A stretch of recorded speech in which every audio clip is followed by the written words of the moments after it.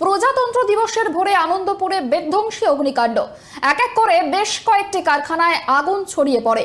আগুন নিয়ন্ত্রণে আনতে ঘটনাস্থলে পৌঁছয় দমকলের 12টি ইঞ্জিন। একাধিক মৃত্যুর খবর মিলেছে। সোমবার স্থানীয় বিধায়ককে সঙ্গে নিয়ে ঘটনাস্থল পরিদর্শনে যান মন্ত্রী অরূপ বিশ্বাস।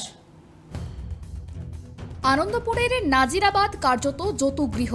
প্রজাতন্ত্র দিবসের ভোরে যখন দেশ উৎসবে মেতেছে, ঠিক সেই সময়ই এক মর্মান্তিক অগ্নিকাণ্ডের সাক্ষী থাকলো শহর কলকাতা। সোমবার ভোর রাতে আনন্দপুরের নাজিরাবাদ রোডে নামি ব্র্যান্ডেড মোমো তৈরির কারখানায় বিধ্বংসী আগুন লাগে। খবর পেয়ে ঘটনাস্থলে এক এক করে পৌঁছে যায় দমকলের 12টি ইঞ্জিন, কিন্তু ততক্ষণে আগুন ভয়ঙ্কর আকার নেয়। কালো ধোঁয়ায় ঢেকে যায় চারপাশ। আশেপাশে একাধিক গোডাউনে আগুন ছড়িয়ে পড়ে। যুদ্ধকালীন তৎপরতায় আগুন নিয়ন্ত্রণে আনার চেষ্টা করা হয়, কিন্তু সরু গলি হওয়ায় আগুন নেভানোতে রীতিমতো হিমশিম খেতে হয় দমকল কর্মীদের। জানা গিয়েছে, ঘটনার পর থেকেই খোঁজ মিলছিল না 3 নিরাপত্তা কর্মীর। রাতে ওই কারখানার নিরাপত্তার দায়িত্বে ছিলেন তারা, কিন্তু বিধ্বংসী এই অগ্নিকাণ্ডের পর থেকেই 3 জনেরই ফোন বন্ধ ছিল, ফলে ক্রমশ বাড়ছিল উদ্বেগ।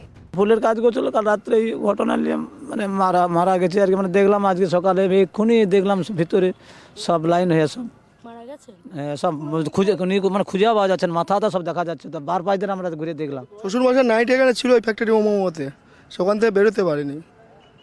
এখন কোম্পানিতে কিছু বলছে খুঁজে পাওয়া যাচ্ছে না। রাত 1টার সময় ফোন করেছিল একজনকে, আমার শালাকে ফোন করেছিল যে আপনার কারখানায় আগুন লেগে গেছে। সকাল 7:30টার সময় আমি জানতে পারি যে এরকম আগুন লেগে গেছে। তো ভিতরে আছে, এখন 3 জনই আছে, কেউ বার হতে পারেনি। তো 7:30 আমি 7:45টার দিকে এখানে এসে দেখি না ফায়ার ব্রিগেডের জল মারছে, কেউ মানে নেভানোর সম্ভাবনা খুবই কম। মানে প্রচুর জ্বলছে ওখানে, কিছুই এখন জানা যাচ্ছে না। ভদ্রমহিলা ছিলেন, ওনার বাচ্চা 3 বছরের বাচ্চা। উনি বলছিলেন যে ওনাকে হাজবেন্ড ফোন করেছিল যে আমি হয়তো 10 মিনিট আর বাঁচবো, ওনাকে বলেছে। আমাদের ওদের স্টাফে, ভাইয়ের স্টাফে 13 জন নিখোঁজ। ওর মধ্যে আমার ছোট ভাই গোবিন্দ মণ্ডল ছিল, আমার ছোট ছেলে রামকৃষ্ণ মণ্ডল ছিল, ওর বয়স 18+ আর গোবিন্দ মণ্ডলের বয়স 39+। প্রচুর পরিমাণ মানুষ অপেক্ষা করছেন, যারা এখনো পর্যন্ত নিখোঁজ হয়ে গিয়েছেন। তাদের যদি কোনো রকম খোঁজ পাওয়া যায়, ধ্বংসস্তূপ থেকে বা ছাই থেকে যদি কারোর একটা ফোন বেজে ওঠে, সেই আশাতেই বুক বাঁধছে পরিবারের সদস্যরা। শুধু একটা গোডাউন নয়, এখানে পরপর যতগুলো গোডাউন ছিল, অর্থাৎ মোমোর গোডাউন থেকে শুরু করে ডেকোরেটরের যে সমস্ত গোডাউনগুলো ছিল, সমস্ত গোডাউন এই মুহূর্তে ভস্মীভূত হয়ে গিয়েছে। সূত্র মারফত জানা যাচ্ছে, বিধ্বংসী অগ্নিকাণ্ডে একাধিক মৃত্যুর খবর মিলেছে। শুধু তাই নয়, এই ঘটনায় আরও বেশ কয়েকজন শ্রমিকেরও খোঁজ মিলছে না বলেই জানা গিয়েছে। আগুন তো পুরোপুরি নিয়ন্ত্রণে হয়ে গেছে। এখন আমরা পুরো সবটাই যাতে সব জায়গায় পৌঁছতে পারি, আমরা সেভাবে কাজ শুরু করেছি।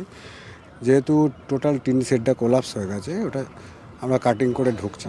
দুদিক থেকেই আমরা অ্যাপ্রোচ নিয়েছি। ওয়্যার হাউস ছিল, ওয়া মোমো, তার ডিফারেন্ট আর্টিকেলস ছিল ওর মধ্যে। আর একটা ছিল ডেকোরেটার, সেখানেও ডিফারেন্ট আর্টিকেলস ছিল, সবই ফেমেবল ছিল। কিছু আয়রন স্ট্রাকচার ছিল, আর যে আয়রন স্ট্রাকচারটা হিটে কোলাপস করে গেছে।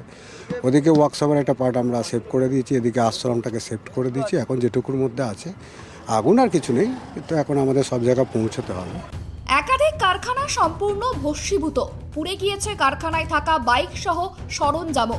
কিন্তু কিভাবে এই আগুন লাগলো তা এখনো স্পষ্ট নয়। প্রাথমিকভাবে অনুমান, শর্ট সার্কিট থেকে এই আগুন লাগতে পারে। দমকলের কথাই, কারখানার ভেতরে প্রচুর পরিমাণে পাম তেল মজুদ ছিল, রাখা ছিল একাধিক দাহ্য পদার্থও। ফলে আগুন আরও ভয়াবহ আকার নেয়। সঙ্গে আশেপাশের গোডাউনেও আগুন ছড়িয়ে পড়ে। অগ্নিকাণ্ডের পর ঘটনাস্থল পরিদর্শনে আসেন স্থানীয় বিধায়ক ফিরদৌসী বেগম এবং মন্ত্রী অরূপ বিশ্বাস। আগুন লাগার সঙ্গে সঙ্গেই দমকল, পুলিশ প্রশাসন তারা তৎপরতার সঙ্গে কাজ করছেন। তারা পুলিশ এবং দমকল দুজনের সঙ্গেই কথা বললাম। আগুন এখন অনেকটাই নিয়ন্ত্রণে, কিন্তু প্রচণ্ড ধোঁয়া রয়েছে। সেটা যতক্ষণ তারা বার করার চেষ্টা করছে। কেএমসি থেকে ডেমোলিশিং ওয়ার্ডে লোকেরাও এসছেন, কেন ধোঁয়াটাকে আগে বার করতে হবে। আগুন এখন এই মুহূর্তে একেবারেই কন্ট্রোলে, ধোঁয়াটাকে বার করতে হবে, সেই ব্যবস্থাই তারা করছেন। আর ফরেন্সিক ডিপার্টমেন্টও আসছে। সেটা তারা এখনো যতক্ষণ না ধোঁয়া কমবে আর ভেতরে ঢুকতে পারবে, তখন তো কিছু বলতে পারছেন না। এখন তো দূর থেকে জল থেকে ওরা আগুনটা নেভাচ্ছে, কিন্তু যতক্ষণ না ভেতরে ঢুকতে পারছে ততক্ষণ কিছু বলা যাচ্ছে না। শুধু মোমো তৈরির কারখানা নয়, একাধিক গোডাউনে আগুন লাগতে শুরু করে এই ঘটনার জেরে। এই মুহূর্তে পরিস্থিতি এমন একটি জায়গায় গিয়ে থমকে রয়েছে যে গোডাউনের ছাই বা ধ্বংসাবশেষ থেকে প্রাণের খোঁজ চলছে। তবে এই প্রাণের খোঁজ আদতেও কি পাওয়া যাবে, সেই প্রশ্নই এখন সব থেকে বড়। পুলিশ আসছে, প্রশাসন আসছে এবং নেতা নেতৃত্বরা তো আসছেই, মন্ত্রী আসছেন। তবে মানুষ, দিন আনা দিন খাওয়া মানুষগুলো একটা কথাই বলছেন, তাদের বাড়ির সদস্যরা কি ফেরত আসবেন এবং পরবর্তীকালে ফরেনসিকের মারফত এই ঘটনার পিছনে আদতে কি কারণ, বা এই আগুন লাগা কি শর্ট সার্কিটের কারণেই নাকি নেপথ্যে অন্য কোনো কারণ রয়েছে, সমস্তটাই তদন্ত সাপেক্ষ।